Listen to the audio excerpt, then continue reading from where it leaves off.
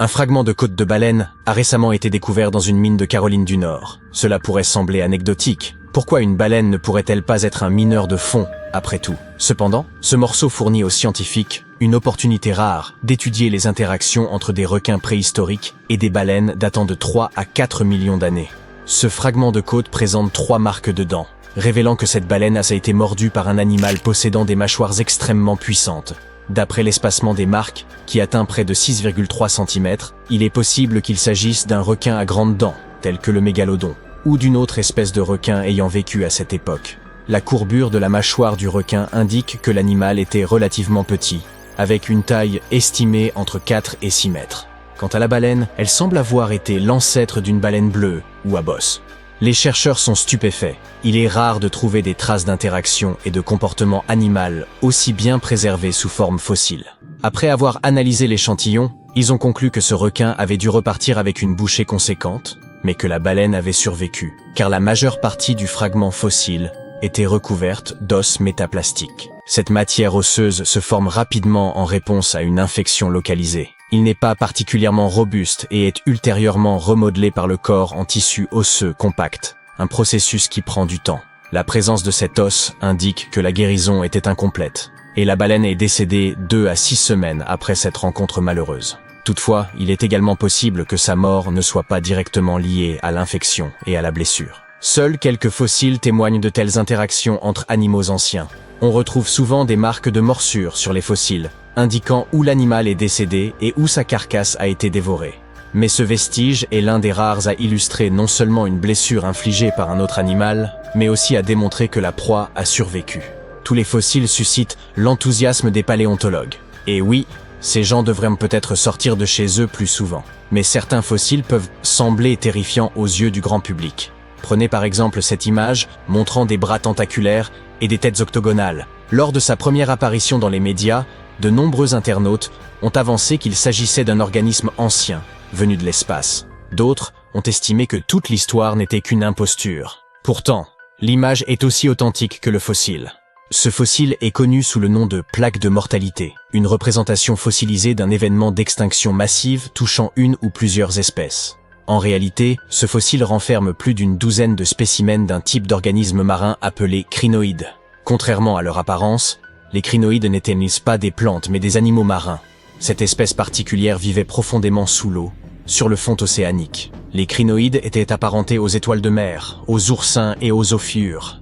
Ces créatures pouvaient s'ancrer au fond marin grâce à des tiges composées de disques flexibles et poreux, reliés par des tissus mous. Ces tiges étaient creuses et abritaient le système nerveux de l'animal. Les crinoïdes absorbèrent l'oxygène par le biais de pieds tubulaires à parois fines. Généralement, ces animaux mesuraient plus de 20 cm de long et possédaient 5 bras ornés de structures semblables à des tentacules plumeux. Ils se nourrissaient de plancton et de matière organique à la dérive. Bien que ces découvertes fossiles soient tout à fait fascinantes, peu de créatures dont nous avons les fossiles ont autant intrigué les scientifiques que le monstre de Tully. Cette étrange créature marine présentait un museau denté ressemblant à une trompe et des yeux écartés le long d'une tige rigide. Mais le plus étrange, c'est qu'il demeure impossible à classer. Depuis la découverte du monstre en 1966, les chercheurs ont envisagé diverses hypothèses concernant son identité, telles que des vers segmentés, des limaces nageuses ou des créatures primitives ressemblant à des anguilles. Plus récemment, certains ont tenté de le relier à des espèces de poissons dépourvus de mâchoires et dotés d'une structure semblable à une colonne vertébrale. Une équipe de scientifiques japonais a utilisé des scanners laser haute résolution pour analyser en 3 dimensions l'anatomie des fossiles du monstre de Tully. Ils en ont conclu que ce fossile énigmatique pourrait finalement être celui d'un invertébré. Toutefois, l'identité véritable de cette créature est toujours indéterminée. Dans les années 1950, un chasseur de fossiles amateur nommé Francis Tully découvrit l'empreinte étrange d'un organisme en forme de torpille, avec une immense nageoire caudale dans les gisements fossilifères de Mason Creek, en Illinois. N'ayant jamais observé de créature semblable, Tully rapporta sa découverte au Musée Field d'histoire naturelle de Chicago. Les paléontologues de l'institution furent également déconcertés. Depuis lors, les scientifiques n'ont toujours pas réussi à situer cette créature sur l'arbre phylogénétique.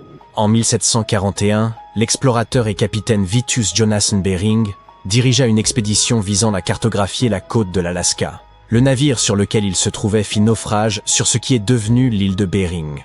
La moitié de l'équipage survécut grâce à la découverte d'une énorme vache de mer, ou Hydrodamalis gigas.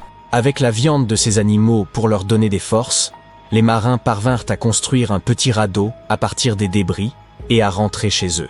Au cours du voyage de retour, un scientifique au sein de l'équipage consacra son temps à documenter les animaux et les plantes découverts. La vache de mer était particulièrement remarquable car sans elle, l'équipage n'aurait pas survécu. Ces animaux mesuraient plus de 8 mètres de long et pesaient environ 10 tonnes. Toutes les vaches de mer appartenaient à l'ordre des Sirenia, des mammifères marins plus proches des éléphants que des vaches. Le savant les décrivit comme ayant la peau noire, une petite tête et des membres antérieurs trapus.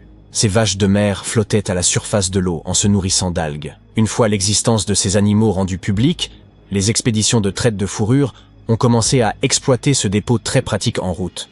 Les vaches de mer, étant très dociles et faciles à chasser, ont été exterminées à peine 27 ans après que le scientifique en a eu parlé. Cependant, ce n'est pas la partie la plus triste. Les archives fossiles révèlent une histoire beaucoup plus sombre. Des fossiles ont ainsi été retrouvés à travers le monde, du Japon jusqu'au Mexique. Cela indique que ces animaux prospéraient autrefois dans les vastes champs de varech qui entouraient l'ensemble du bassin Pacifique Nord. La population réduite découverte par l'expédition constituait probablement les derniers vestiges d'une population beaucoup plus grande et en bien meilleure santé. Il est fort probable que la chasse pratiquée par les populations aborigènes avait déjà réduit le nombre de ces animaux à un niveau proche de l'extinction. Le coup fatal aura été porté par les chasseurs occidentaux. Aujourd'hui, les proches parents encore vivants de ces anciennes vaches de mer sont rarement chassés, mais ils sont eux-mêmes menacés d'extinction. Pour certains, ce fossile étonnant peut paraître quelque peu troublant. Les numulites sont les fossiles d'animaux dont le nom signifie « petite pièce » en latin. Ces créatures vivaient et prospéraient dans une mer chaude et peu profonde qui recouvrait une partie de l'Égypte il y a environ 40 millions d'années. Le nom « numulites » laisse entendre que les plus grands spécimens étaient particulièrement prisés à travers l'histoire. Et dans le folklore égyptien, ils sont même surnommés « la monnaie des anges ». Ces créatures possèdent une structure simple et unicellulaire, qui contraste avec leur squelette extrêmement complexe. Observez cette série de spirales superposées. Chaque spirale est divisée en d'innombrables chambres minuscules, et les numulites peuvent atteindre jusqu'à 10 cm de diamètre. Pourtant, ce sont des fossiles d'animaux unicellulaires, apparentés aux amibes. Comment ont-ils donc pu atteindre une telle taille? La raison pourrait se trouver dans leur relation symbiotique avec d'autres organismes plus petits. Pour les espèces modernes, ces symbiotes sont des algues unicellulaires dorées, appelées diatomées. Les coquilles des numulites étant relativement transparentes et plates, elles offrent une grande surface pour la lumière nécessaire à la photosynthèse des diatomées. Pour des raisons encore débattues par les scientifiques, la présence de symbiotes végétaux chez les animaux marins favorise la croissance d'un squelette calcaire chez les hôtes. Ainsi, la taille colossale des numulites en Égypte pourrait être attribuée à leur étroite relation avec des diatomées symbiotiques. Cela vous semble plausible? Fait intéressant, les espèces de numulites ont évolué très rapidement, et leurs fossiles se sont altérés d'une couche de sédiments à l'autre. Ainsi, le calcaire utilisé pour les pyramides de Gizeh est si riche de ces fossiles qu'il est désigné sous le nom de calcaire numulitique. Ce calcaire contient également deux types de numulites, les petites lentilles des esclaves et les grandes monnaies des anges. Cependant, il ne s'agit pas de différentes espèces, mais plutôt de différentes étapes du cycle de vie d'une seule et même créature. On a tous eu peur du noir à un moment de notre vie.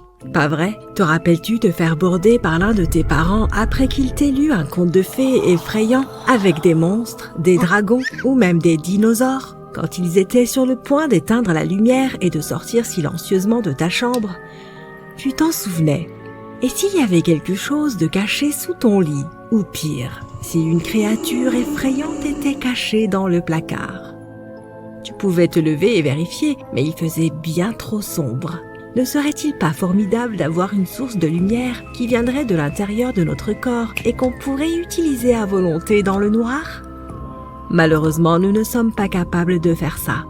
Mais il existe plusieurs créatures qui peuvent s'éclairer elles-mêmes. C'est grâce à un petit truc que les scientifiques appellent la bioluminescence. Les animaux vivant dans la mer ont plus souvent tendance à avoir ce talent que les autres. Et on peut trouver ces créatures n'importe où, près de la surface ou au fond des océans, à 4000 mètres de profondeur si tu aimes les chiffres. Ces créatures utilisent leur lumière pour faire de nombreuses choses, comme communiquer avec les autres membres de leur espèce, attirer des proies ou effrayer leurs ennemis. La bioluminescence est la capacité d'un organisme à émettre sa propre lumière grâce à la chimie. Ces animaux utilisent essentiellement deux substances, l'une appelée luciférine et l'autre luciférase. Ajoute un peu d'oxygène et boum, ça fait de la lumière. Si tu te demandes si quelqu'un a jeté un bâton lumineux dans l'océan, regarde si cette lumière est bleue, verte ou même rouge. Elle est même généralement répartie sur une grande surface ressemblant parfois à des paillettes ou à un ciel étoilé. Cette atmosphère romantique est due aux calmars, aux petits crustacés et aux algues.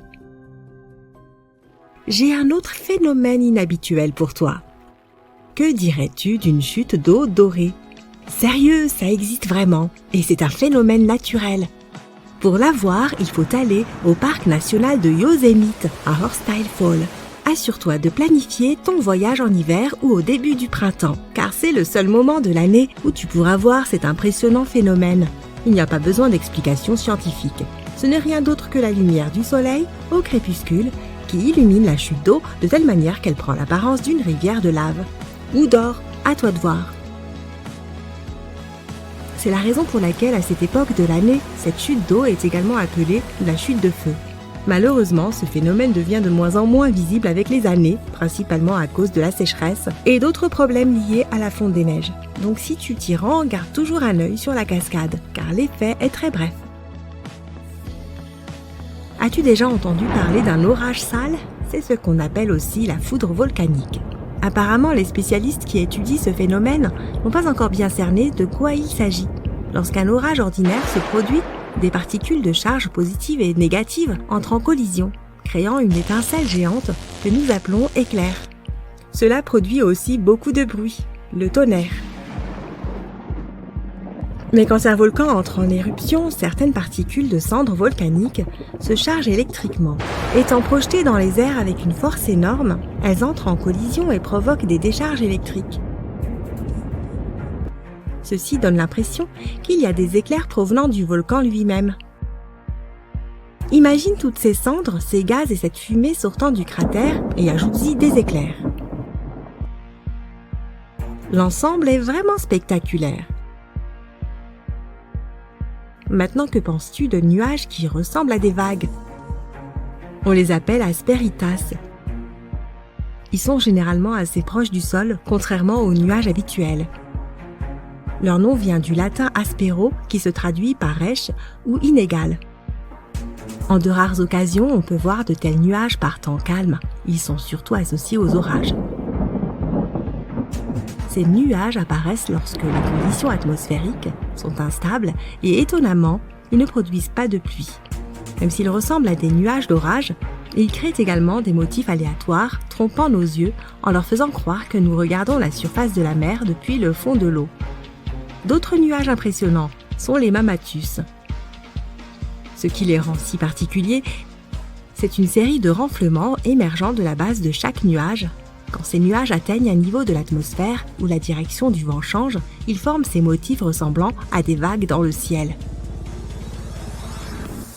L'Australie est l'endroit idéal si tu aimes le surf. Mais toutes les vagues que tu verras là-bas ne sont pas faites d'eau. Près d'une ville appelée Hayden, il y a une mystérieuse vague faite de roches. Cette formation granitique remonterait à 2,63 milliards d'années. C'est bien avant que les dinosaures ne commencent à fouler notre planète.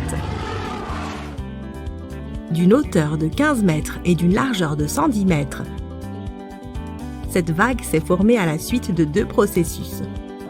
La météorisation et l'érosion. Des sédiments plus mous se trouvaient à la base de Wave Rock ont été altérés par les eaux souterraines. Les vents et les pluies ont fait le reste du travail, provoquant l'érosion du reste de la formation.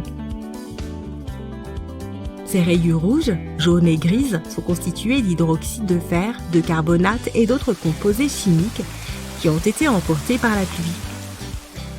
Maintenant que tu es en Australie, il y a un autre endroit qui semble irréel. Mais il faudra le survoler si tu veux obtenir la meilleure photo. Dans la partie occidentale du pays, entourée de forêts vertes, se trouve une série de lacs. Ils sont tous d'une stupéfiante couleur rose vif. Le plus célèbre d'entre eux est le lac Hillier. Un réservoir d'eau de 600 mètres de long, il est entouré de sable et d'une forêt d'eucalyptus. Cela fait encore plus ressortir sa teinte cartoonesque. L'une des nombreuses théories expliquant la couleur de ces lacs mystérieux est liée aux algues. Ces dernières semblent comporter des taux élevés d'une substance appelée bêta-carotène qui contient un pigment rouge-orange. Une autre explication implique des halobactéries, des micro-organismes qui ont parfois une couleur rouge. Des fois que tu n'aimes pas voler, ces lacs sont également parfaits pour s'y baigner. Ils ne sont pas toxiques même s'ils contiennent beaucoup de sel. Cela signifie que tu peux y flotter facilement et l'eau n'abîmera pas ton maillot de bain. En hiver, dans le nord du Canada, un phénomène étrange se produit au lac Abraham, dans l'Alberta. Sous la surface gelée, on peut apercevoir des formes bizarres ressemblant à des méduses congelées. Ce n'est absolument pas le cas, car ces formations effrayantes ne sont que des bulles de méthane gelées. Ce sont des poches de gaz qui ont été piégées sous l'eau après que le lac est gelé. Elles apparaissent lorsque des feuilles et de l'herbe tombent dans l'eau et que des bactéries se dégradent. Ce processus les transforme en méthane. Ce phénomène est aussi beau qu'il est dangereux, car ces poches de méthane peuvent facilement s'enflammer. Quand les températures remontent au printemps, la glace fond et ces bulles commencent à éclater et à pétiller. C'est très spectaculaire à observer. Imagine un lac de soda. Rappelle-toi simplement de ne pas apporter la moindre source de feu. Cela peut être dangereux pour les visiteurs. On peut observer ce type de lac dans tout le parc national de Banff, au Canada. La nature a souvent tendance à faire sa propre musique. Il suffit d'écouter le son des grillons la nuit ou le bruit apaisant d'une chute d'eau. Mais dans le comté de Bucks, en Pennsylvanie, un étrange phénomène géologique porte les vocalises de la nature à un tout autre niveau. Ces rochers s'appellent les Ringing Rock. Et les scientifiques ne peuvent toujours pas expliquer leur comportement inhabituel. Si on frappe ces pierres avec un objet lourd, comme un marteau ou une autre pierre, elles émettent un tintement comme si elles étaient creuses. Mais elles ne le sont pas du tout. Ce qui rend les Ringing Rock encore plus étranges, outre le son mystérieux qu'ils émettent, c'est qu'aucun animal ne veut s'y attarder, même si ces rochers sont entourés d'une épaisse forêt. Les scientifiques n'ont pas encore réussi à déceler la moindre activité animale dans la région. Ce qui est encore plus frappant, c'est que malgré tous les arbres qui les entourent, on ne trouve aucune feuille sur ces rochers. La raison pour laquelle ces rochers sont si peu attrayants pour les animaux et la végétation reste un mystère. C'était le plus gros poisson que notre Terre ait jamais vu, et sa morsure était assez puissante pour écraser une voiture. La plus grosse dent de mégalodon qu'on ait retrouvée mesurait la longueur d'une télécommande, soit 18 cm. Et il consommait environ 1100 kg de nourriture par jour. C'est l'équivalent de 3300 boîtes de thon. Les plus anciens fossiles de mégalodon remontent à environ 20 millions d'années. Mais vous ne verrez jamais son squelette. Et c'est parce que le puissant mégalodon n'avait pas d'os. Un squelette fait d'os confère à la plupart des animaux leur forme et leur force. Cependant, les requins proviennent de la même sous-espèce que les raies et les poissons-scies, et ont du cartilage à la place des os. Le cartilage est un tissu plus tendre et plus flexible que l'os, mais il est tout de même assez solide pour donner forme au corps et protéger les organes internes. Certaines zones du corps sont plus flexibles, puisque le cartilage y est moins robuste, et d'autres, comme la tête du requin, sont beaucoup plus résistantes grâce à un cartilage calcifié. Leurs museaux, cependant, sont faits d'un cartilage très souple, afin d'agir comme pare-choc en cas de collision avec certains obstacles. Qui sait s'ils seraient capables d'accomplir tout cela avec un pesant squelette. De plus, ce cartilage rend leur mâchoire plus adaptable, et ils peuvent ainsi ouvrir beaucoup plus grand la bouche qu'avec une mâchoire faite d'os. Notre héros, Meg, n'y faisait pas exception, et il avait la morsure la plus puissante de tous les êtres vivants. ce qui était également rendu possible par son squelette fait de cartilage. Les requins tirent pleinement parti de celui-ci. Il les aide à nager et à pivoter rapidement pendant la chasse. Un inconvénient de ce type de squelette est qu'il était vraiment difficile pour les scientifiques de déterminer la taille et la forme de notre meg. En temps normal, ils le feraient en étudiant un squelette fossilisé ou seulement quelques os. Mais dans le cas du mégalodon, ils ont dû émettre des suppositions sur la base des dents qu'ils avaient entretrouvées en les comparant avec celles de leurs parents vivants. Une imagerie 3D récente a été partiellement basée sur des scans de vertèbres que l'on avait découvertes dans les années 1860. Ce modèle a montré que Meg était plus grand, plus rapide et même plus affamé que les scientifiques ne l'avaient cru auparavant. Il semblerait qu'un mégalodon moyen mesurait 16 mètres de long. C'est légèrement plus grand que la hauteur du panneau Hollywood. Et qu'il pesait 10 fois plus lourd qu'un éléphant, soit 67 tonnes. On comptait aussi des spécimens excédant les 20 mètres. Les scientifiques ne sont toujours pas certains de comment le mégalodon a pu atteindre une telle taille. Le fait qu'il y ait eu des mégalodons plus grands et d'autres plus petits est probablement dû à une chose que l'on appelle la règle de Bergman. Elle stipule que la température de l'environnement ambiant affecte la taille du corps de l'animal, car ils doivent soit en conserver, soit en dissiper la chaleur. Les mégalodons qui sont parvenus à atteindre des eaux plus froides avaient probablement besoin de plus de masse corporelle pour assurer leur survie à des températures aussi basses. Et ceux qui vivaient dans des eaux plus chaudes devaient être plus petites pour éviter de surchauffer. Si les calculs des chercheurs sont exacts, cela signifie également que Meg atteignait une vitesse de croisière de plus de 5 km/h, ce qui est beaucoup plus rapide que les autres requins. Le grand requin blanc contemporain peut parcourir une distance de près de 11 000 km sans s'arrêter, ce qui représente 9/10 de la longueur du diamètre de la Terre. Mais il semble que le mégalodon aurait pu aller beaucoup plus loin. Les mégalodons sont parvenus à subsister sur notre planète presque 70 fois plus longtemps que les humains n'ont vécu. Ils ont parcouru les océans pendant environ 20 millions d'années, et ils vivaient pratiquement partout, sauf près des pôles. Les scientifiques ont découvert les fossiles les plus septentrionaux au large du Danemark, et les plus méridionaux, jusqu'en Nouvelle-Zélande. La raison pour laquelle on n'a pas retrouvé de dents de mégalodon en Antarctique est probablement qu'ils se sont seulement adaptés aux eaux tropicales et subtropicales.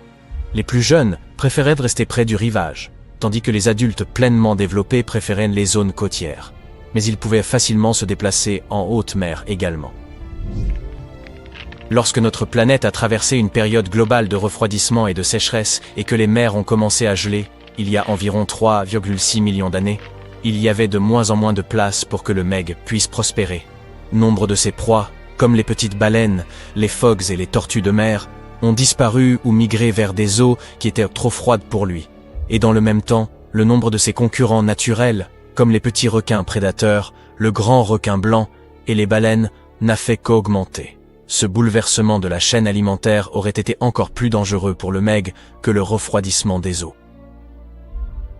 Nous avons l'habitude de ne les voir à l'écran que comme des monstres sans cœur, mais ces énormes requins étaient en réalité des pères de famille attentionnés.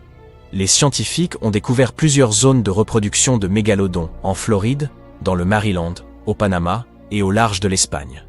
Il semble qu'ils donnaient naissance à leurs petits dans des eaux peu profondes. Après quoi les petits mégalodons demeuraient avec les adultes pour les protéger et les élever jusqu'à ce qu'ils soient prêts à se défendre contre les prédateurs. Le puissant meg possédait 276 dents dans sa bouche, réparties en 5 rangées. Tout comme les autres requins, il était prompt à remplacer ses dents usées ou perdues. Ces 4 ou 5 rangées de dents agissaient essentiellement comme un tapis roulant, capable de remplacer progressivement les dents endommagées. Cela signifie qu'un mégalodon adulte aurait probablement vu pousser plusieurs milliers de dents au cours de sa vie. Bien que le grand requin blanc soit souvent mentionné comme le plus proche parent de notre meg, il serait en fait de lointains cousins. Les ancêtres de l'actuel grand requin blanc ont existé en même temps que le mégalodon. Mais ils n'étaient pas les meilleurs amis du monde, et étaient même rivaux. Le grand requin blanc ne remporterait jamais un combat face au mégalodon. Mais c'était un meilleur chasseur, tirant parti de sa taille réduite et de son agilité, pour se saisir rapidement des proies du géant. cela ne laissait que les baleines et les plus gros poissons pour le meg. Mais ces réserves de nourriture ont commencé à s'épuiser lorsque les baleines ont migré vers de nouvelles eaux plus fraîches. Plutôt qu'un grand requin blanc, le mégalodon s'apparente plus à un requin bulldog moderne. Il avait un museau court, une mâchoire inférieure plate, et d'immenses nageoires pectorales pour supporter son poids et sa taille. Nous parlons aussi du meg comme d'un géant éteint, mais pouvons-nous être sûrs à 100% qu'il ne se cache pas quelque part alors que nous parlons? Après tout, nous n'avons exploré que 5% de nos océans tout au plus. La fosse des Mariannes est la fosse océanique la plus profonde sur Terre. Vous pourriez y plonger la totalité du mont Everest, et il vous resterait plus de 2 km avant d'atteindre la surface. Si un ou deux mégalodons avaient besoin d'un endroit où se cacher, ce lieu serait parfait. Ce ne serait cependant pas l'endroit le plus confortable où vivre, avec ses eaux froides et son obscurité totale. De plus, la pression y est 1000 fois plus forte qu'au niveau de la surface. Donc, si un mégalodon se cachait vraiment là-bas, il aurait de sérieux problèmes avec ses dents car le calcium se désagrège à une telle pression. Pour survivre ici, il devrait également apprendre à se repérer dans l'obscurité totale. Cela signifie qu'il aurait soit dû se rendre bioluminescent, soit développer d'énormes yeux comme le calmar géant. Si le meg était resté fidèle à ses préférences alimentaires, il devrait manger des poissons plus petits. Et cela nous causerait quelques soucis, surtout pour ceux d'entre nous qui en raffolent. Et comme l'océan ne se refroidit guère ces jours-ci, les mégalodons en apprécieraient à la température et se reproduiraient plus rapidement que jamais. Ces géants poseraient alors de gros problèmes pour les navires de fret et les bateaux de croisière. Si vous êtes maintenant terrifié à l'idée de rencontrer un mégalodon, détendez-vous. La plupart des scientifiques ne pensent pas que ce soit possible, en raison de la taille de notre protagoniste. La plupart des proies que les mégalodons aimaient consommer vivent à présent dans les zones océaniques peu profondes et non dans les abysses. Le meg aurait donc besoin de remonter pour se nourrir de temps en temps, et il est plutôt difficile de rater une créature aussi grande. Pour nous, ce sont toutes deux d'immenses créatures préhistoriques, mais les mégalodons et les dinosaures n'ont jamais réellement coexisté. Les dinosaures ont probablement disparu il y a environ 66 millions d'années. Et les mégalodons, quant à eux, semblent être apparus un peu plus tard.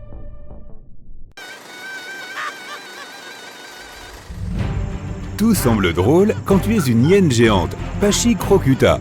Si tu veux te représenter à quoi ressemblaient les animaux des temps anciens, imagine-les bien plus gros, avec des dents plus longues et plus pointues. Et c'est déjà pas mal. C'est qu'il fallait être une bête puissante pour survivre à une époque où tout ton entourage était de taille 5XL. Cette hyène mesurait jusqu'à 1 mètre de haut pour un poids de 180 kg. C'est à peu près la taille d'un lion moderne et environ 3 fois plus que celle de la hyène d'aujourd'hui. Cet animal préhistorique avait aussi des pattes plus courtes, ce qui explique aussi l'extinction de nombreux spécimens de cette époque.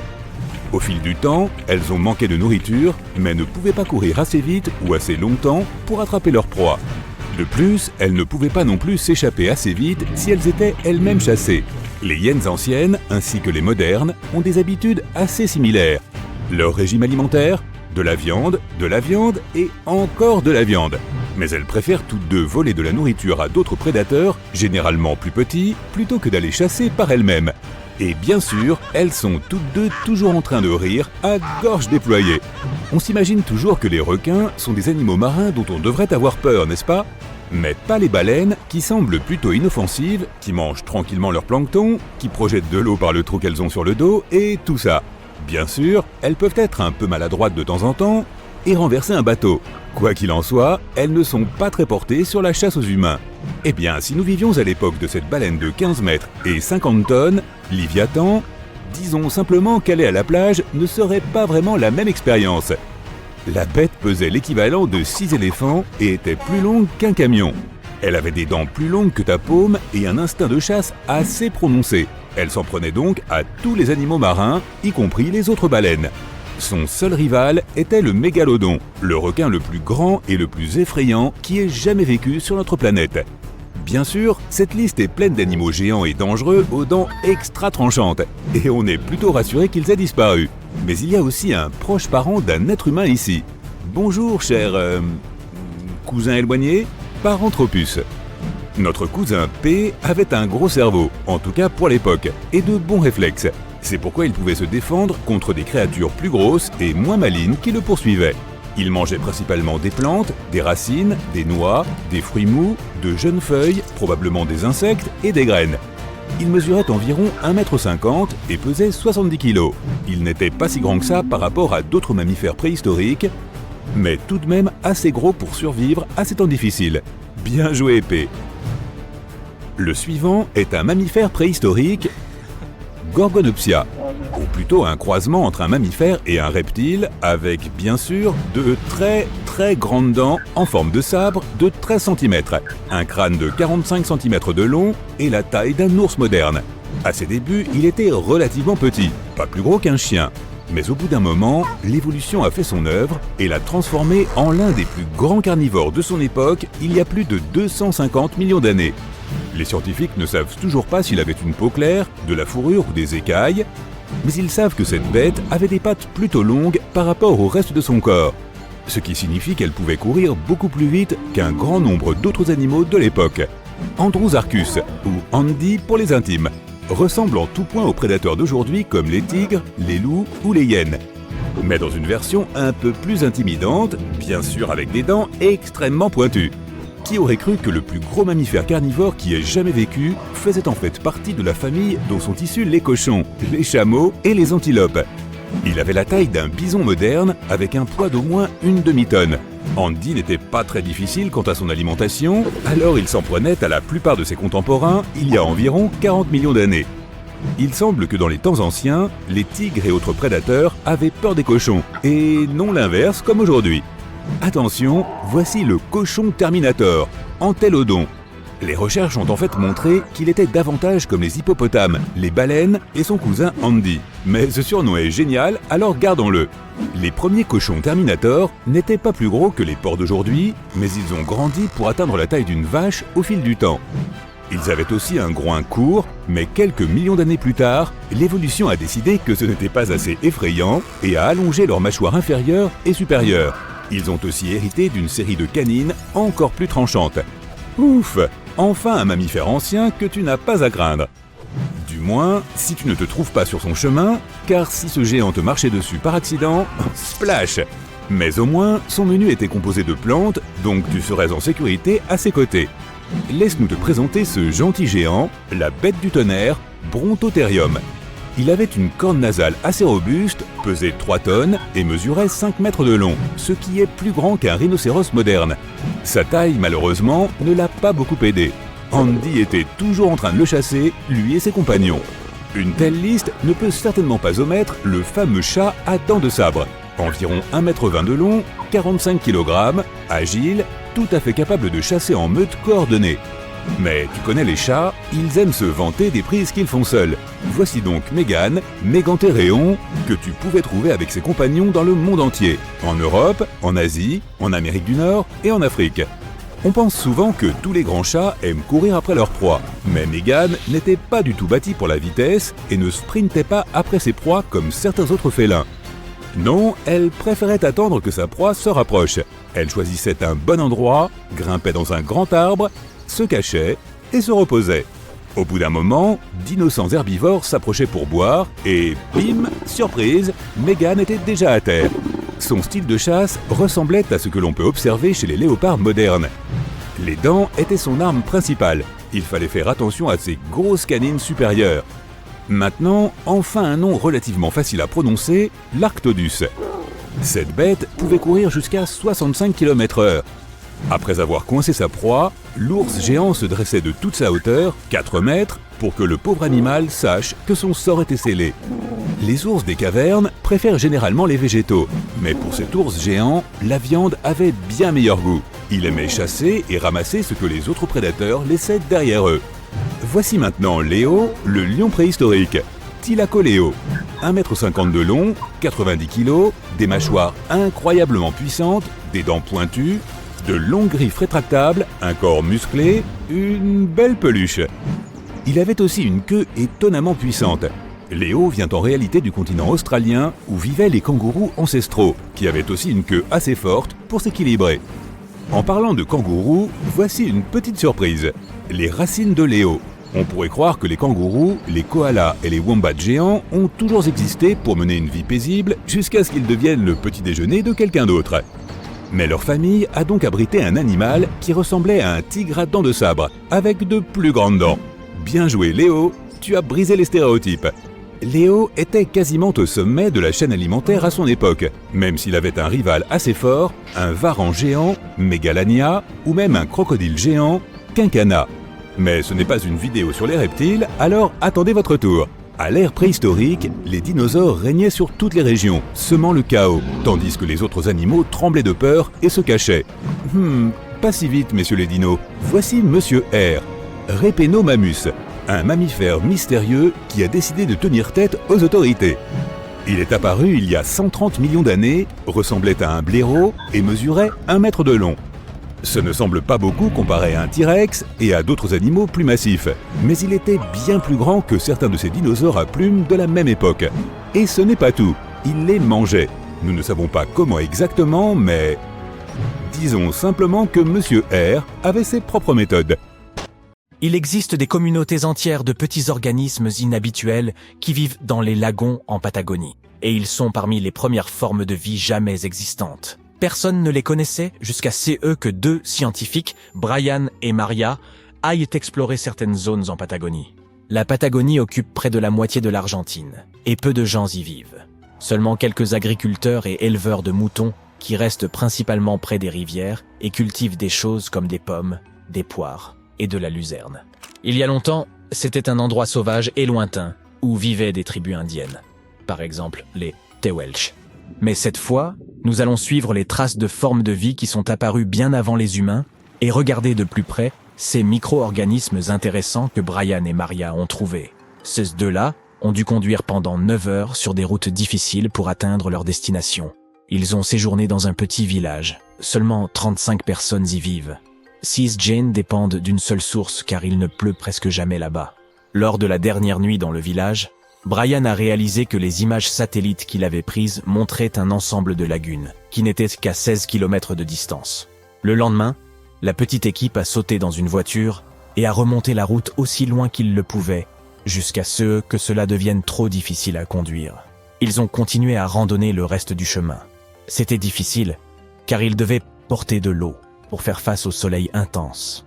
À certains endroits, ils ont fini par s'enfoncer jusqu'aux genoux dans une bouillie de sel. Là-haut, il y avait 12 lagons aux eaux parfaitement claires. Le lieu lui-même ne offrait pas grand-chose à part de l'eau très acide et salée et un soleil direct et intense. Mais c'était un peu comme un voyage dans le temps, car ces conditions ressemblaient à ce à quoi la Terre ressemblait il y a de nombreuses années. Lorsque Brian a examiné les lagunes, il a été surpris de voir de nombreux micro-organismes inhabituels là-bas. Nous les appelons, et ils sont si petits que nous ne pouvons même pas les voir sans un microscope. Mais ils se rassemblent et forment de grandes communautés. Dans le passé, de nombreuses espèces inhabituelles vivèrent de cette façon, par exemple les cyanobactéries. Elles étaient importantes à leur époque parce qu'elles produisaient de l'oxygène. La Terre, à ses débuts, n'avait pas beaucoup de ce gaz dans son atmosphère. Les premières stromatolites pourraient avoir été formées par différents types de bactéries qui ne produisèrent pas nécessairement d'oxygène, mais vivèrent simplement leur vie paisible là-bas. Elles formèrent des couches, s'empilant les unes sur les autres, afin qu'au moins certaines d'entre elles puissent recevoir un peu de lumière solaire. Elles utilisaient du sable et des liquides collants pour rester proches les unes des autres. Brian était également incroyablement surpris car c'était dans la tête des plus grands stromatolites vivants qu'il ait jamais vus. Les stromatolites vivants poussent généralement jusqu'à plus de 1 mètre de haut. Mais ceux qui venaient d'être découverts étaient de 5 mètres de large et quelques pieds de haut, ce qui est gigantesque comparé à ceux vivant dans d'autres endroits. Et les fossiles étaient encore plus grands. Il y a longtemps, ils pouvaient devenir plus grands qu'aujourd'hui parce qu'il n'y avait pas beaucoup d'autres espèces qui pouvaient les manger ou leur nuire. De plus, il y a beaucoup d'autres organismes aujourd'hui qui peuvent se développer plus rapidement et de manière plus massive qu'eux et prendre leur place. C'est pourquoi les stromatolites ne peuvent survivre que dans de rares endroits où presque rien d'autre ne peut vivre. Comme dans ces lagunes très salées situées en haute altitude, plus de 3650 mètres, dans la puna de Atacama. Les stromatolites trouvés là-bas sont les plus célèbres, car il pourrait être parmi les meilleurs exemples des premières formes de vie sur notre planète. Cependant, ils ne sont pas réellement la première forme de vie sur Terre. Les plus anciens de leurs fossiles ont 3,5 milliards d'années, alors que d'autres preuves que nous avons nous disent que la vie sur notre planète est apparue il y a environ 4,1 milliards d'années. Peut-être que certains stromatolites vivaient aussi à cette époque. Mais la Terre a beaucoup changé depuis lors, et les endroits où ils auraient pu vivre n'ont pas survécu. Tout cela peut ne pas sembler grand-chose à première vue, car personne n'a encore trouvé une bête exotique et étrange que notre monde n'a jamais vue auparavant. Mais ce sont des exemples notables de ce à quoi pourrait ressembler la recherche de vie ailleurs dans l'univers. Les scientifiques qui s'intéressent à l'étude de Mars viennent souvent dans cet endroit car il pourrait ressembler à ce à quoi la planète rouge ressemblait il y a très longtemps. Si des fossiles étaient recachés dans d'anciennes roches sur Mars, ils pourraient ressembler à ces stromatolites. Un autre pays lointain a révélé certains de ses secrets. C'est l'Antarctique avec un ancien monde perdu trouvé sous sa glace. L'Antarctique n'a pas toujours été cette terre isolée et glaciale de neige et de glace. Autrefois, elle faisait partie du supercontinent Gondwana, avec ce qui est maintenant l'Amérique du Sud, l'Afrique, l'Australie, la péninsule arabique et le sous-continent indien. Mais à un certain moment, elle s'est séparée et a commencé à construire une vie à part. Elle s'est formée lorsque d'autres masses terrestres ont commencé à se déplacer, ce qui a formé sa côte. Mais l'Antarctique était également différent à bien d'autres égards à cette époque. C'était une terre recouverte de magnifiques forêts et de rivières pleines de vie. Les scientifiques ont utilisé des radars et des satellites pour explorer un monde mystérieux caché sous la glace là-bas. Cette ancienne terre, qui est proche de l'océan Indien, est aussi grande que l'État américain du Maryland ou la Belgique. Elle a plus de 14 millions d'années. Certaines études disent que cette zone s'est formée il y a plus de 34 millions d'années, bien avant que l'Antarctique ne tombe dans son grand gel. Au début, les températures y étaient plus élevées. Peut-être comme le temps en Patagonie ou les forêts pluviales tempérées froides de Tasmanie, Nouvelle-Zélande, ou peut-être même plus tropicales que cela. Mais alors que le climat devenait plus frais, de petits glaciers ont commencé à se former sur les collines près des rivières. Les vallées se sont enfoncées davantage à cause de toute cette glace qui les recouvrait. Et puis, les températures ont encore baissé, et une énorme couche de glace a recouvert tout le continent, cachant ces anciens glaciers. Des rivières ont façonné ce monde perdu il y a longtemps, bien avant qu'ils ne finissent par être recouverts de glace presque 3,2 km d'épaisseur à certains endroits. Des études scientifiques de cette région ont montré que ces paysages étaient remplis de hautes terres et de montagnes. La glace qui s'était formée sur l'Antarctique a rendu toute la région très froide, de sorte que le paysage ne pouvait plus s'éroder.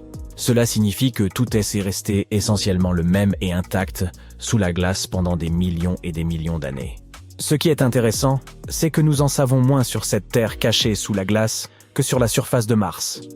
Une façon de l'explorer davantage serait de forer ces calottes glaciaires pour vérifier les échantillons de sédiments en dessous. Il pourrait nous en dire plus sur la flore et la faune ancienne congelées en dessous. Ce n'est pas une nouvelle méthode. Une méthode similaire a été utilisée pour collecter des échantillons de 2 millions d'années au Groenland. L'Australie a aussi son monde secret. Des organismes anciens ont été trouvés cachés dans des roches provenant du nord du continent et datant d'environ 1,6 milliard d'années. Ces choses microscopiques font partie d'une famille appelée eucaryotes. Les membres de cette famille qui existent aujourd'hui comprennent les plantes, les champignons, les animaux et même ces minuscules organismes à une seule cellule, tels que les amibes. Tous les êtres vivants avec des noyaux dans leurs cellules, y compris nous, peuvent retracer leur arbre généalogique jusqu'à l'un des plus anciens membres de cette famille. Celui-ci est appelé le dernier ancêtre commun eucaryote, et il a vécu il y a plus d'1,2 milliard d'années. Ces organismes anciens étaient plus complexes et plus grands que les bactéries. Peut-être étaient-ils les premiers prédateurs sur Terre, chassant les bactéries. Vous avez décidé de faire de la plongée sous-marine pour la première fois. L'eau est claire, et le soleil illumine le fond marin. Vous prenez quelques selfies avec les poissons qui passent, quand soudain, l'océan devient sombre comme la nuit.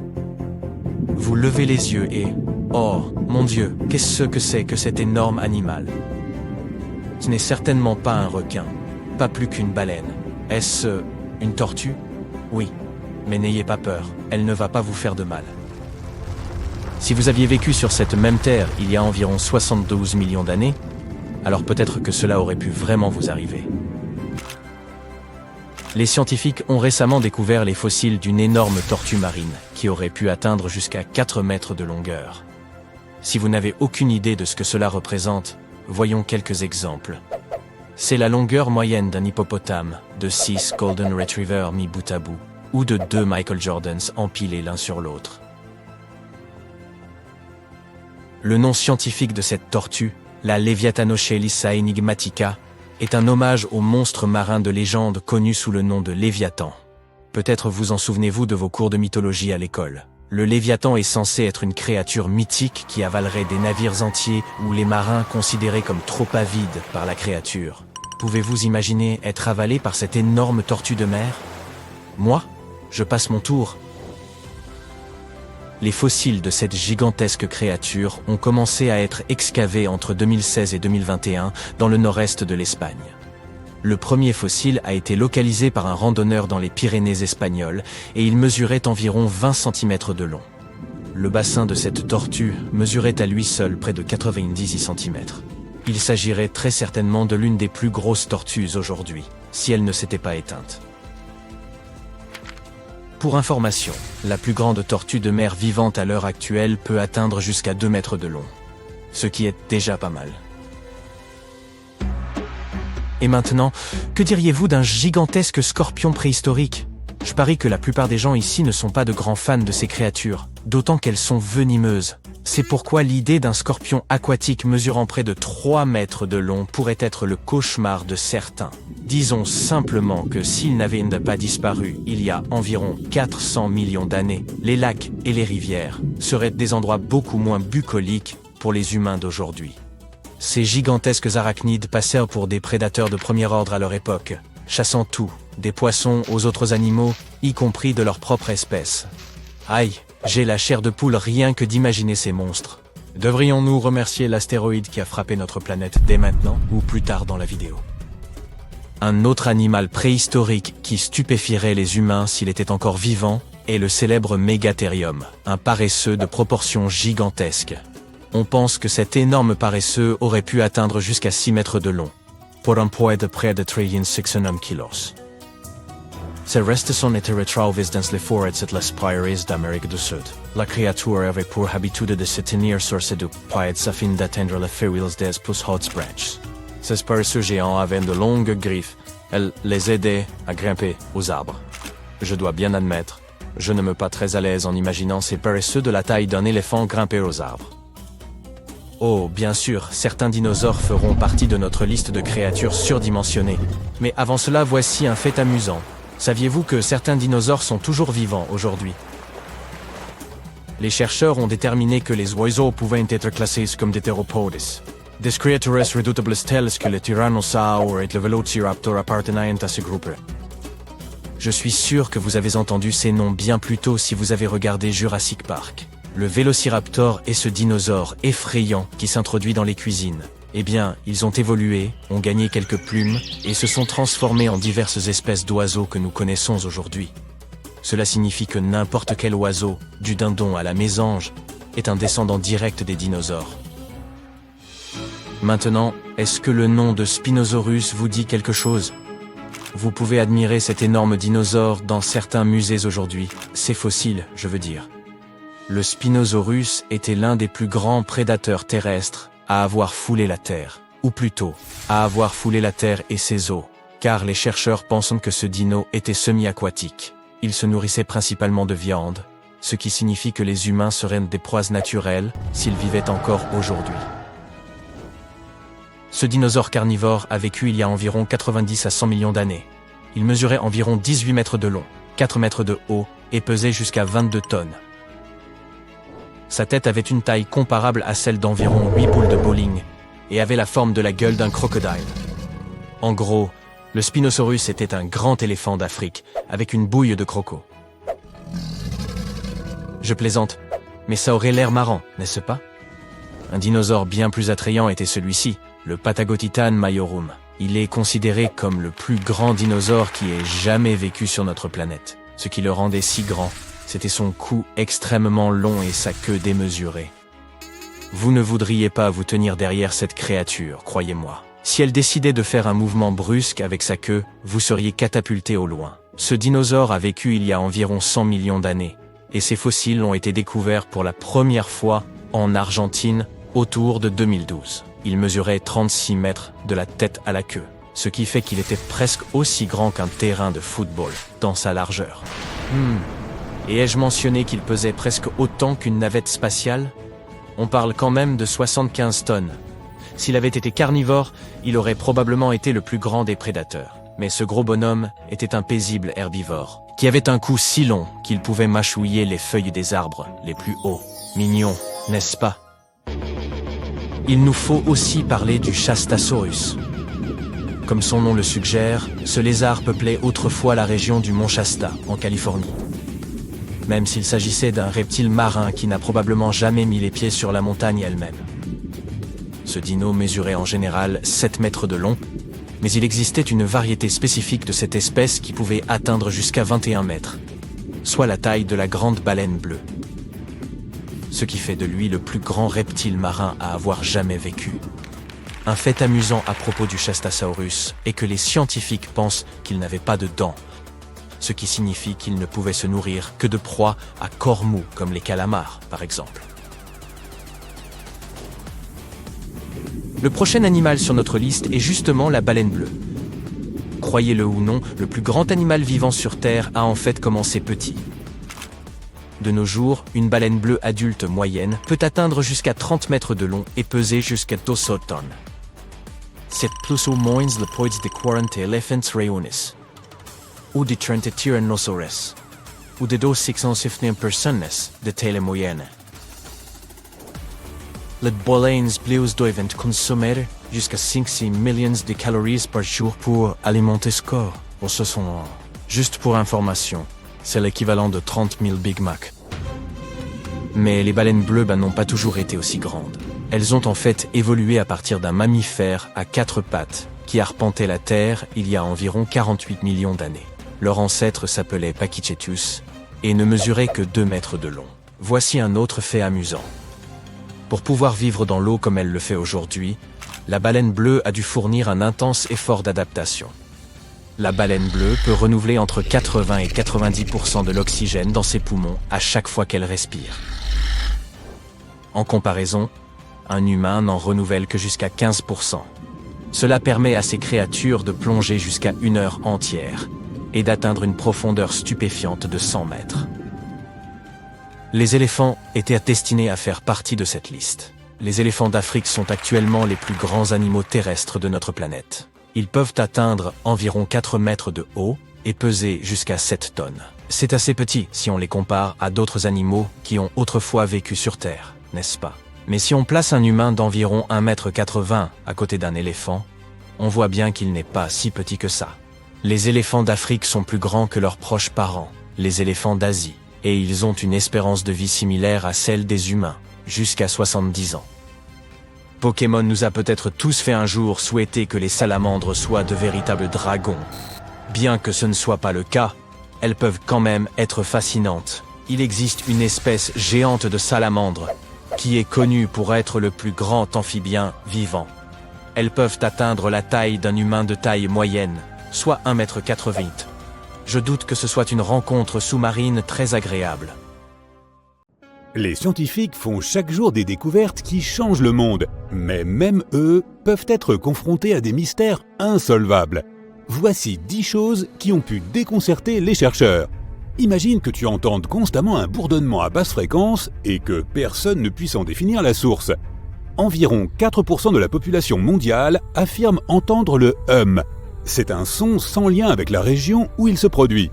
Et on veut dire par là que des gens du monde entier l'entendent, de sorte que l'on parle parfois du hum de Taos ou de celui d'Auckland en fonction de la région où il se fait entendre. Ce son se situe juste au seuil de l'ouïe humaine.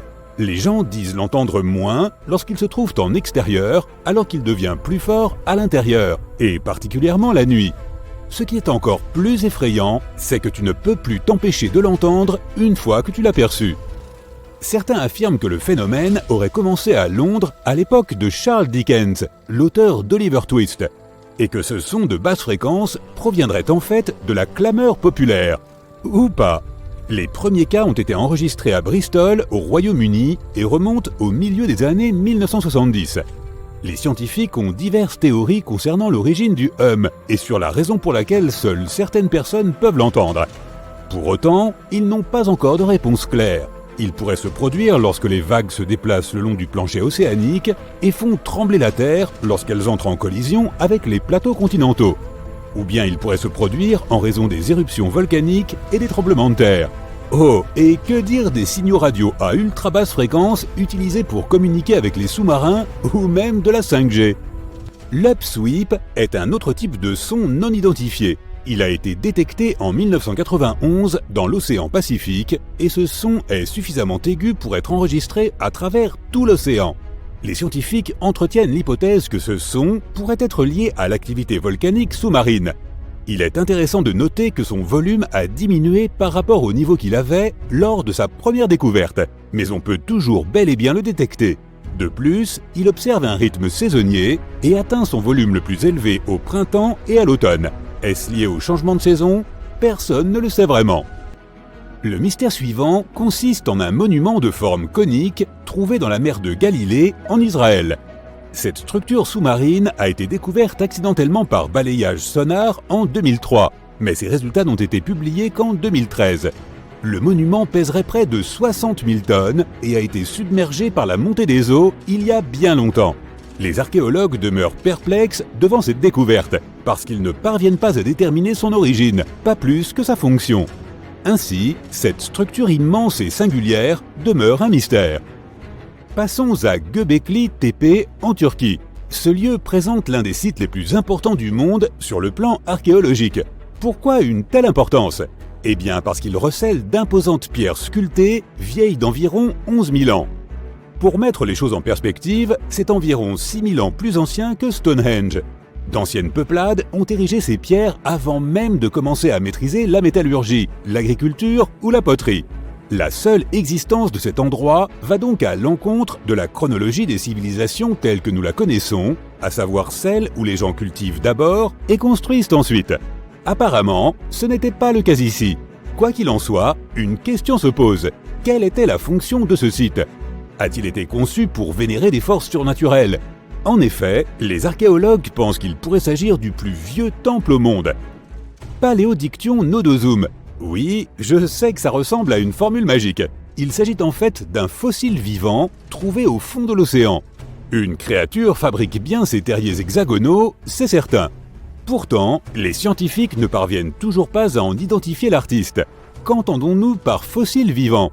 Eh bien, Paléodiction nodosum est une créature dont on pense qu'elle produit un type de terrier presque identique aux fossiles de Paléodiction. Est-ce une sorte de ver qui les a creusés ? Les chercheurs l'ignorent. Une chose est sûre, il ne s'agit pas d'un phénomène aléatoire créé par des mouvements géologiques. En parlant de fossiles, jette donc un coup d'œil à ce géant. On le surnomme officieusement Godzillus. Il a été découvert en 2011 par un paléontologue amateur, un scientifique étudiant l'histoire de la vie terrestre en analysant notamment des traces fossiles. Mais revenons à Godzillus. Il mesure près de 2 mètres de long pour 3 mètres de hauteur. Ce fossile est vieux de 450 millions d'années et provient de l'époque où la région de Cincinnati était encore sous les eaux. Il pourrait s'agir d'un tapis d'algues fossilisé, mais certains scientifiques sont d'un avis différent. Voici un immense tunnel découvert en Amérique du Sud. Il serait vieux d'au moins 8 à 10 000 ans. Au début, les chercheurs ont commencé par découvrir quelques terriers colossaux. Ils étaient aussi vastes que soigneusement construits. Les géologues étaient stupéfaits, n'ayant encore jamais vu de telles structures auparavant. Aucun processus géologique connu ne permet d'expliquer leur formation. Les chercheurs connaissent d'ailleurs l'existence de ces terriers depuis les années 1930. Mais à l'époque, ils pensaient que ces tunnels avaient été creusés par des hommes préhistoriques, jusqu'à ce qu'ils découvrent d'énormes traces de griffes sur les murs et au plafond. Ils ont alors pensé que des espèces aujourd'hui disparues pourraient être à l'origine de ces marques. Et de nombreux géologues croient fermement être tombés sur des terriers de paresseux géants ou de tatous. Cette structure serait donc le plus grand terrier connu de l'ère paléolithique en Amazonie. Pourtant, les experts se posent de nombreuses questions. Comment se fait-il qu'une structure aussi soignée ait pu se former naturellement ?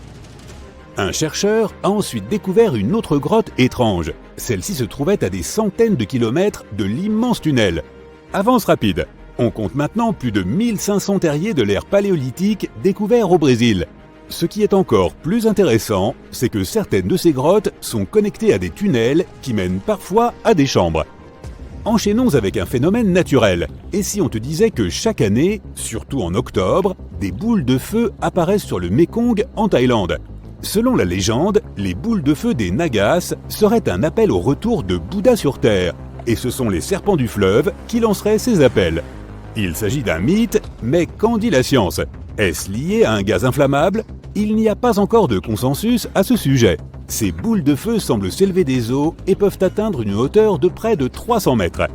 Elles s'apparentent à des feux d'artifice, disparaissent très rapidement et scintillent généralement d'une couleur orange ou rougeâtre. Mentionnons aussi quelques légendes au passage. Pourquoi pas après tout? Elles peuvent être passionnantes. Et il serait dommage d'omettre celle qui concerne la cité perdue de l'Atlantide. Comme tu le sais sûrement, la légende voudrait que l'Atlantide ait été submergée par l'océan il y a environ 11 000 ans. Depuis, scientifiques, mais aussi chasseurs de trésors et autres philosophes sont à la recherche de ce monde perdu. La route de Bimini pourrait-elle en être la trace? En 1968, un plongeur a retrouvé d'étranges pierres au large des côtes de l'île de Bimini Nord, aux Bahamas. Ces pierres semblent avoir été fabriquées par l'homme. On dirait qu'elles ont été espacées de façon régulière et posées en rang ordonné. Les scientifiques ont été déconcertés, mais pas pour longtemps. La datation au carbone de ces blocs a révélé que des forces géologiques avaient créé cette route naturellement. Il n'y avait pas de marque d'outils ou de signes indiquant que les blocs avaient été empilés les uns sur les autres. Les recherches se poursuivent, mais les scientifiques pensent en général que ces blocs ont été créés par l'érosion. Je suppose que le scoop de l'Atlantide n'est pas pour demain. Imagine, tu te promènes sur la plage et tu vois des dizaines de pieuvres passer devant toi. En 2017, un groupe de personnes au Pays de Galles a précisément assisté à cela. Pourquoi ces créatures sont-elles sorties de l'océan? Personne ne connaît la réponse. Le groupe a rapporté avoir vu 20 à 30 pieuvres ramper sur le sable. Ils ont bien cherché quelques signes de blessures chez elles, mais n'ont rien trouvé. Pour finir, ils ont déclaré avoir rejeté ces animaux à la mer. Il est intéressant de noter que les pieuvres ont continué à ramper sur le rivage jusque dans la nuit. Les experts disent qu'il est difficile d'être sûr de la raison qui a pu pousser ces mollusques sur la plage sans procéder à un examen physique. Ils spéculent encore sur la raison de ce phénomène rare et singulier. S'agirait-il d'une surpopulation de pieuvres? Une autre étude souligne que plus les pêcheurs s'attaquent aux grands animaux qui se nourrissent de ces pieuvres, plus leur population augmente. C'est peut-être pour cela que ces dernières n'ont d'autre choix que d'aller plus loin pour trouver de la nourriture ou un abri. Mais sans recherches approfondies, il n'y a là que des théories. Il y a aussi beaucoup de choses que nous ignorons encore sur l'espace. Voici donc une info bonus sur la source jaunâtre de toute vie dans notre système solaire. Les scientifiques ont découvert un nouveau type d'onde à l'intérieur du Soleil. Ces ondes se déplacent dans une direction opposée à sa rotation. De plus, elles se déplacent très rapidement, si rapidement que cela dépasse l'entendement. Les chercheurs ont différentes théories concernant la fonction de ces ondes. S'ils découvrent leur rôle, cela pourrait leur permettre de mieux comprendre les processus qui se déroulent à l'intérieur de notre astre. Ouf! Cet été aura été plus chaud que jamais. Nous avons l'impression d'être des brochettes de guimauve cuites sur le grill.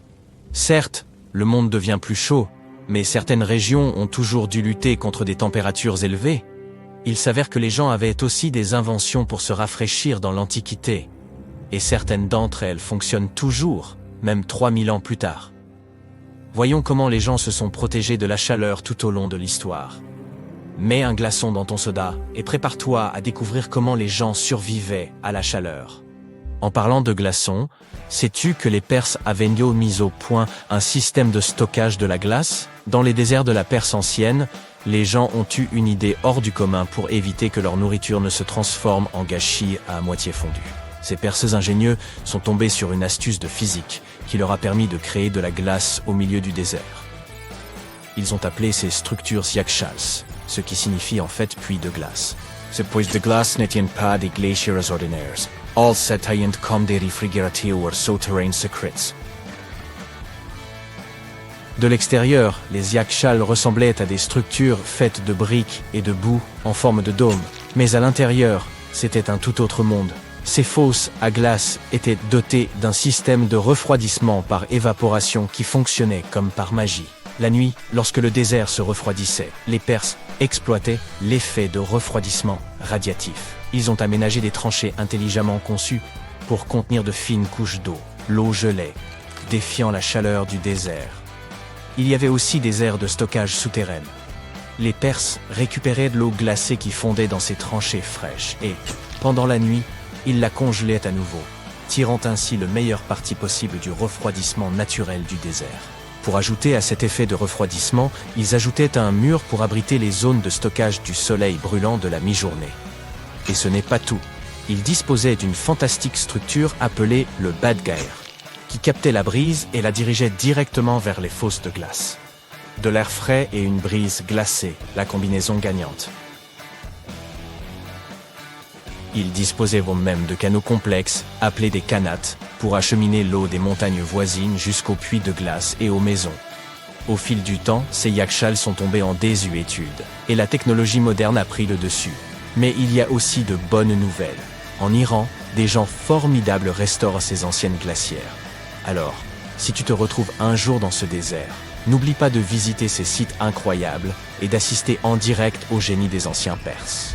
Maintenant, on aimerait se concentrer davantage sur ces attrape-vents parce qu'ils ne servent pas seulement à fabriquer des glaçons, mais aussi à se refroidir. À l'époque, ces merveilles architecturales ingénieuses faisaient fureur dans des contrées comme la Perse, l'Égypte et le Moyen-Orient. Imagine des structures en forme de tour avec des ouvertures à différents niveaux, stratégiquement placées, pour exploiter la puissance de la brise naturelle. Ces ouvertures étaient nues comme des portails magiques pour le vent. Elles captaient ces rafales rafraîchissantes et les guidaient directement dans les espaces de vie des habitations. En fait, il s'agissait de climatiseurs naturels.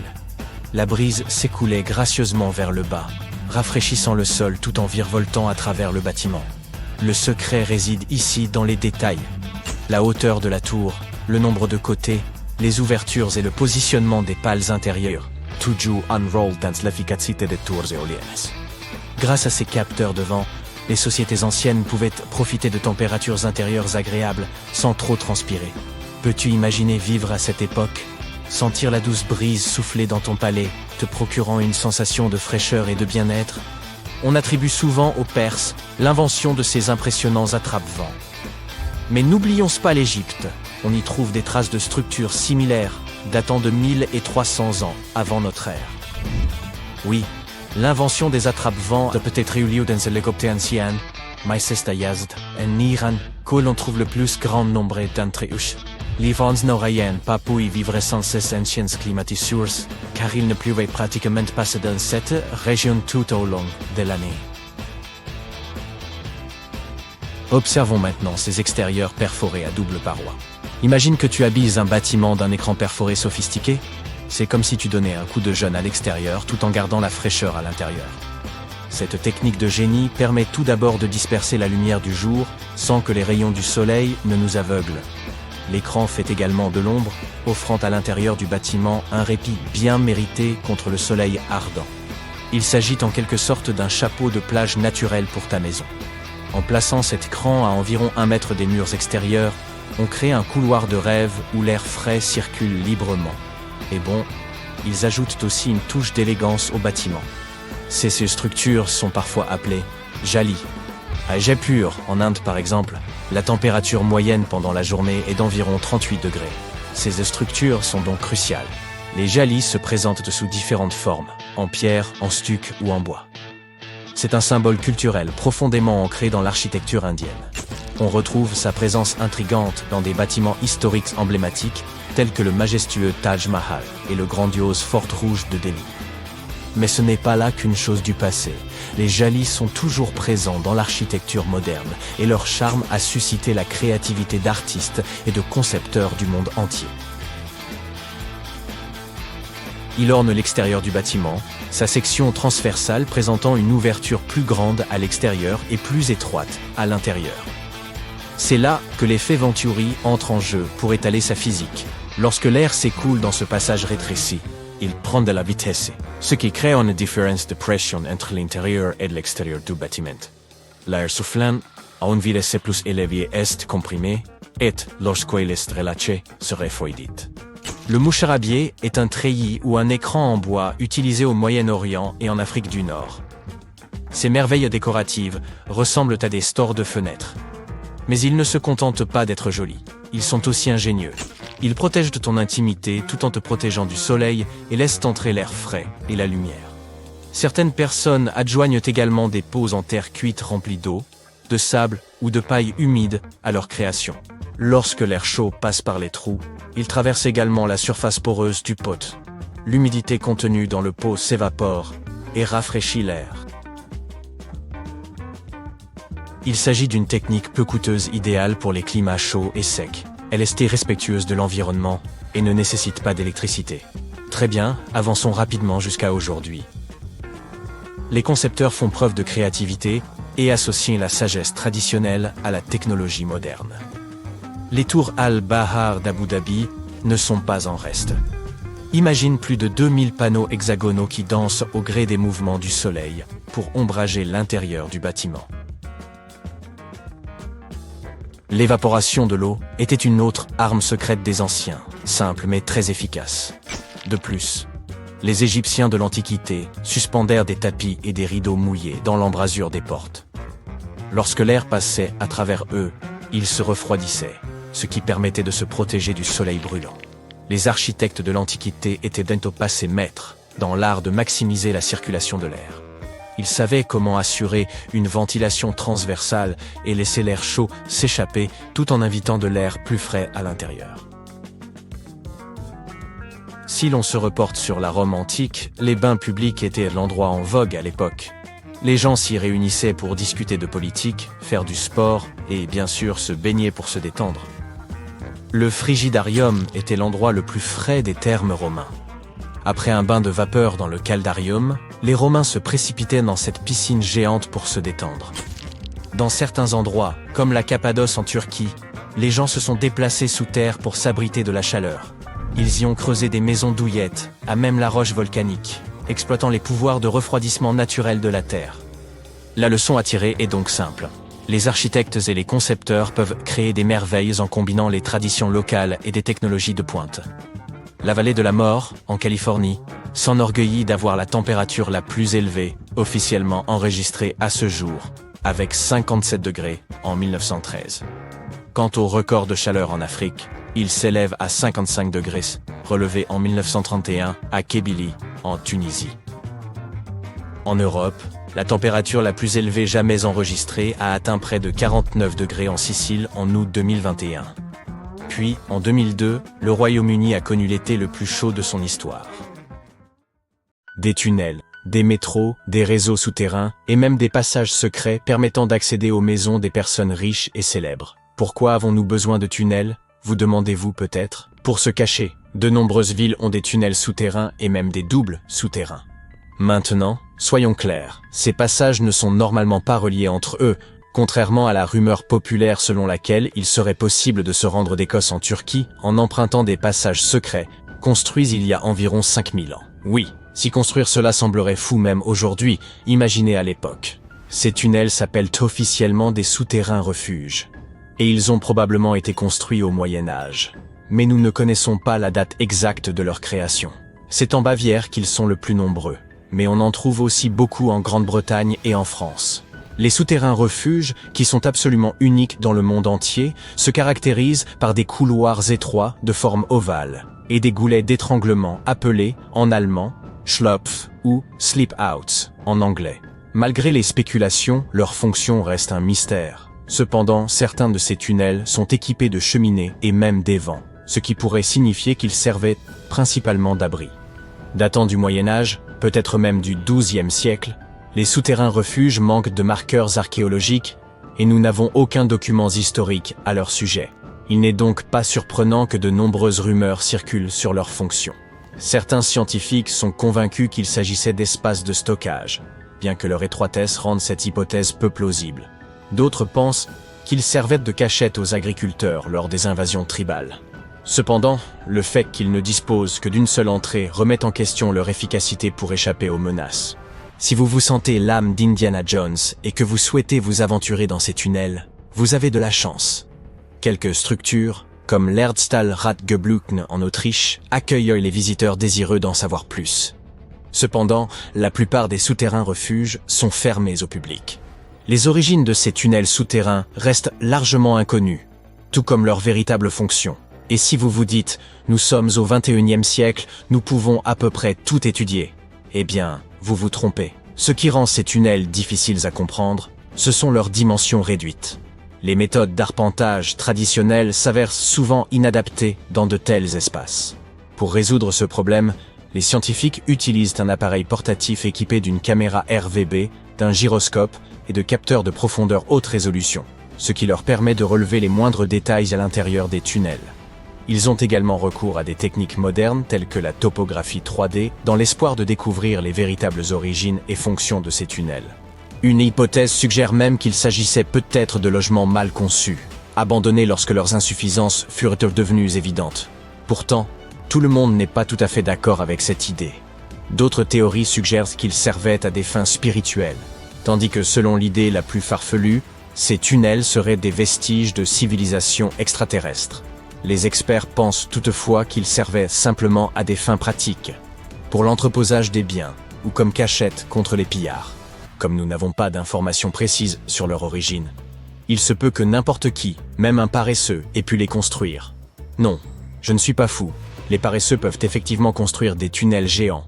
Regardez plutôt, en 2009, un agriculteur du sud du Brésil conduisait son tracteur dans un champ de maïs lorsqu'il s'est soudainement enfoncé dans le sol.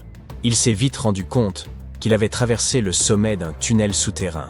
Lorsque les chercheurs sont venus enquêter, ils ont trouvé un passage d'environ 2 mètres de haut sur 2 mètres de large, s'étendant sur environ 15 mètres, et ce juste au-dessous de la maison du fermier. En regardant de plus près, ils ont remarqué de profondes marques de griffes sur les murs. C'était la preuve que le tunnel n'avait pas été creusé par des hommes. Ce que ce fermier avait découvert était un paléofossé de mégafaune, un tunnel préhistorique creusé par des créatures anciennes, comme des paresseux ou des tatous géants, il y a plus de 10 000 ans. Je sais qu'il est difficile d'imaginer ces animaux, mais laissez-moi vous aider. Prenez un hamster. Maintenant, imaginez-le aussi gros qu'un éléphant. Et n'oubliez pas, ce hamster de 4 mètres de haut peut aussi marcher sur 2 pattes. À leur époque, il y a environ 15 millions d'années, et jusqu'à il y a 10 000 ans, de nombreuses espèces de paresseux et de tatous géants parcouraient les Amériques. Et certains creusaient bien ce genre de tunnel. Aujourd'hui, beaucoup de ces tunnels sont remplis de sédiments, même si certains restent dégagés, comme celui que notre fermier a découvert. Cette découverte de 2009 a suscité un vif intérêt, conduisant à la découverte de plus de 1500 paléofossés dans le sud du Brésil, ce qui en fait la région du monde où la concentration de tels sites est la plus élevée. Mais personne ne sait exactement pourquoi il y en a autant dans le sud du Brésil. Bien que certains paléofossés existent dans toute l'Amérique du Sud, on n'en a trouvé aucun en Amérique du Nord, ce qui est étrange, car ces énormes paresseux parcouraient tout le continent. La fonction exacte de ces grands tunnels reste un mystère, mais les scientifiques pensent qu'ils servaient d'espace post-natal pour la régulation de la température ou pour l'hibernation. Les tunnels se sont probablement développés au fil des siècles, à mesure que les générations successives de paresseux et de tatous les agrandissaient. Maintenant, jetons un coup d'œil au Fugu. Non, il ne s'agit pas de ce mets japonais très dangereux, ni d'une ville en Nouvelle-Guinée. Pour les voir, nous devons nous rendre au Royaume-Uni. Les Fugu sont également des structures souterraines, mais ils ne ressemblent pas exactement à des tunnels. Ce sont des structures en pierre sèche. Ils ressemblent à des grottes décorées à l'aide de pierres. On n'en a trouvé qu'une quinzaine jusqu'à présent, et la plupart se trouvent en Cornouailles. Selon les estimations, ces tunnels auraient été construits il y a environ 2400 ans, et ils sont encore en parfait état, ce qui est vraiment fascinant. À l'époque, les gens ne disposaient pas de machines modernes, et pourtant ces structures sont toujours là. Vous vous imaginez acheter un appartement aujourd'hui et apprendre qu'il sera toujours là dans 2 millénaires et demi? Pour en revenir à nos Fugu, leur fonction supposée n'a rien d'extraordinaire. Ils pouvaient être utilisés à des fins spirituelles, comme cachette ou comme garde-manger. Cette dernière fonction est cependant un peu surprenante. Je suppose que ce n'est un secret pour personne que l'Angleterre est réputée pour son taux d'humidité excessif, et que si vous voulez bien conserver vos aliments, vous devez éviter l'humidité à tout prix. Sinon, vous pouvez dire bonjour à la moisissure et aux champignons. Mais les peuples anciens n'étaient pas bêtes du tout, autrement ils n'auraient pas survécu, et vous et moi ne serions pas là aujourd'hui. Ils utilisèrent donc peut-être ces fougous pour stocker certains produits, des produits présentant une moisissure naturelle, et contribuer ainsi à la conservation des denrées périssables, comme le lait, le beurre et le fromage. Mais bon, ce ne sont là que suppositions. La véritable fonction de ces tunnels reste inconnue. Ce qui rend les fougous uniques, c'est qu'il s'agit de tunnels construits délibérément, et non de mines creusées comme on en trouve au pays de Galles, par exemple. Ils ont été réalisés par l'excavation de tranchées profondes, puis revêtus de dalles de pierre de fête, avant qu'on y déverse du remblai. Tout cela demandait beaucoup de temps et d'efforts. Cependant, quelle que soit la difficulté, les villes du monde entier sont souvent bâties sur des réseaux de tunnels complexes, uniques à chaque endroit. Par exemple, Paris est célèbre pour ses vastes carrières souterraines, qui ont été abandonnées il y a des années, mais qui présentent toujours un risque d'effondrement dans certaines zones. Londres possède l'un des plus grands réseaux de tunnels au monde, dont beaucoup ont été spécialement créés à des fins militaires. À New York, des rumeurs circulent sur l'existence de tunnels secrets, tandis qu'à Los Angeles, on trouve d'anciens tunnels datant de la Prohibition, utilisés par les bars clandestins. De nombreuses autres villes possèdent d'énigmatiques tunnels. Et étonnamment, la Floride ne fait pas exception. Remontons jusqu'en 2011, à Ybor City. Près d'un ancien bureau de poste, une inondation a fait apparaître quelque chose d'étrange. Les vestiges d'une structure inconnue. À l'époque, les gens n'y ont pas vraiment prêté attention. Et ce n'est que 7 ans plus tard que l'on a découvert quelque chose de vraiment fascinant. Ce quartier historique a été fondé dans les années 1880, mais on ignorait jusqu'en 2018 qu'il abritait également un réseau de tunnels cachés. Nous ne l'avons découvert que grâce à des travaux de rénovation. Leur fonction exacte, bien sûr, est inconnue, mais la plupart des scientifiques sont convaincus qu'ils servaient à relier les premières salles de jeu au port de Tampa. Il est difficile de déterminer l'étendue de ce réseau de tunnels. En 2018, on a trouvé dans une maison historique de Seminole Heights des portes verrouillées menant à des tunnels datant des années 1920. Un habitant a même déclaré avoir parcouru un tunnel pendant une vingtaine de minutes. Selon certaines rumeurs, ces tunnels relieraient le fleuve Hillsborough à Ybor City. Les recherches se poursuivent, mais aucune nouvelle information n'a encore été dévoilée.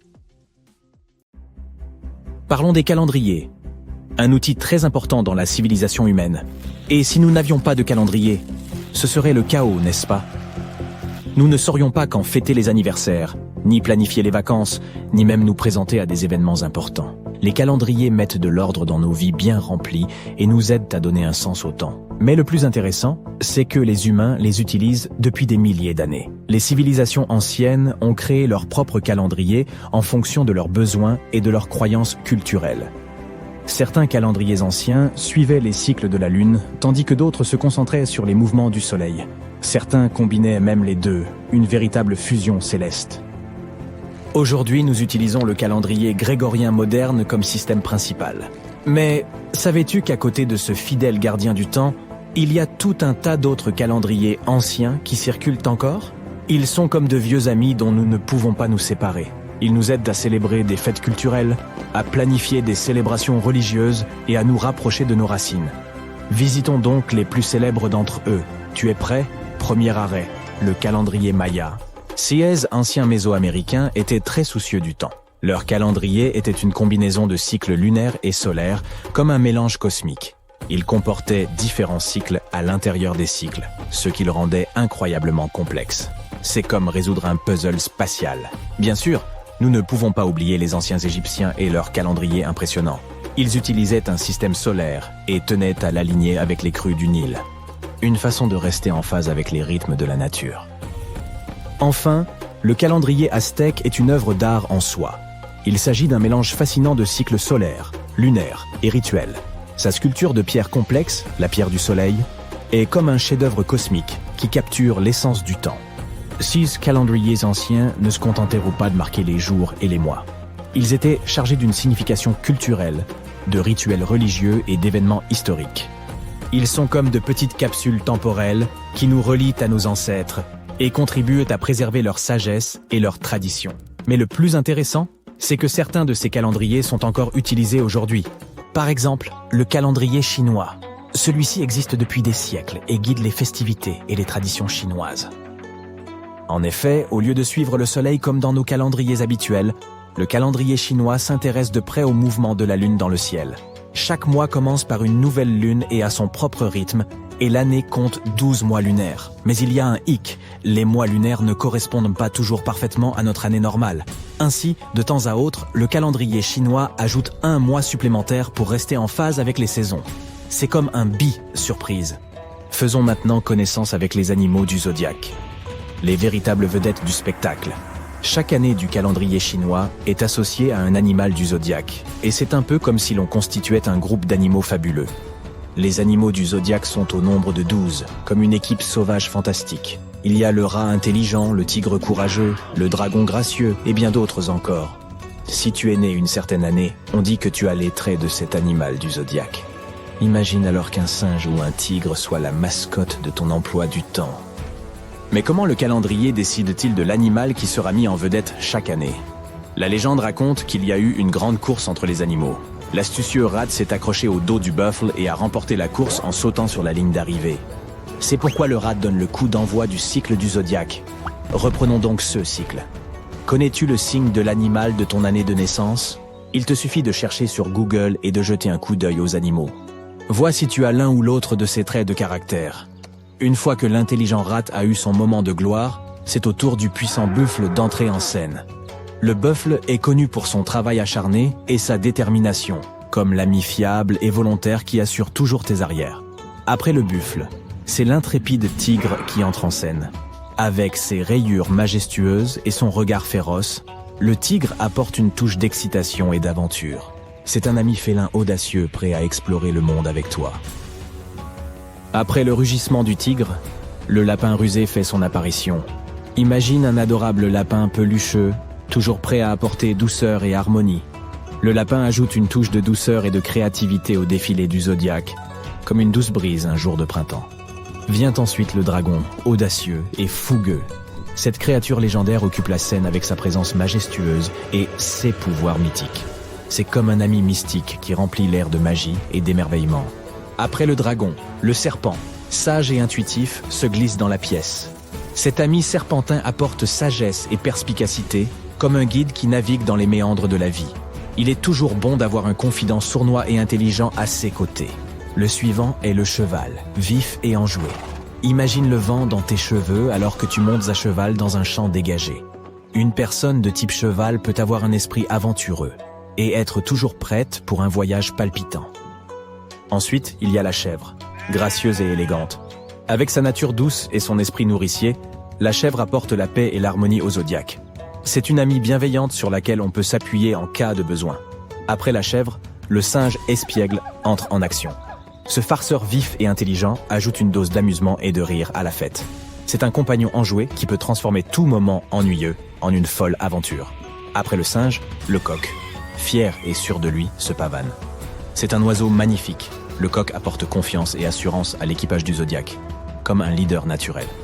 Ensuite, c'est au tour du chien, loyal et diligent, de remuer la queue. Cet ami fidèle apporte loyauté, honnêteté et beaucoup d'amour à la famille du zodiaque. Les chiens sont connus pour être des compagnons de confiance qui restent toujours à tes côtés.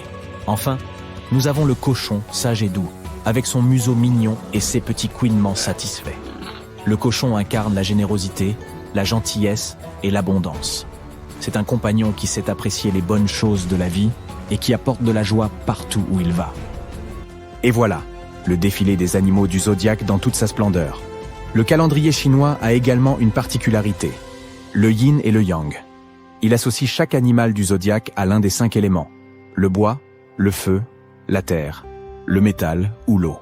Cela donne encore plus de personnalité à l'ensemble. C'est comme si l'on ajoutait une épice à ton cocktail d'animaux du zodiaque. Le calendrier chinois continue de guider les festivités telles que le vibrant Nouvel An chinois. Il aide également les gens à déterminer les périodes les plus propices aux événements importants de la vie. Tu dois organiser un mariage? Consulte le calendrier. Tu veux créer une entreprise? Oui, le calendrier est là pour t'aider. C'est un peu comme si une diseuse de bonne aventure te guidait dans les méandres de la vie. La prochaine fois que tu verras le calendrier chinois, n'oublie pas qu'il s'agit d'une célébration de la magie lunaire, des merveilles animales et des traditions culturelles. Nous allons maintenant nous plonger dans le calendrier hindou. Ce calendrier est axé sur les cycles et les rythmes cosmiques. Au lieu de suivre les mois réguliers, le calendrier hindou s'aligne sur les mouvements du soleil et de la lune. C'est comme une fête ininterrompue avec le cosmos. Le calendrier hindou est toujours d'actualité. Il regorge de fêtes et de célébrations hautes en couleurs.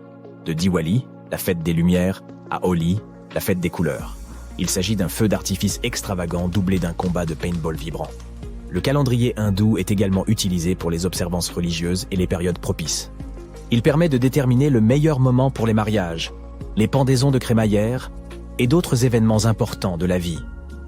Le calendrier hindou ne se limite pas aux 365 jours habituels. Il tient compte des mois lunaires, des mois solaires et même des années bissextiles. Ainsi, la prochaine fois que tu jetteras un coup d'œil sur un calendrier, n'oublie pas qu'il ne s'agit pas seulement d'un ensemble de dates et de chiffres. C'est un outil remarquable qui nous relie à notre passé et nous guide vers l'avenir. Les calendriers anciens nous rappellent notre histoire humaine commune et la beauté des différentes cultures.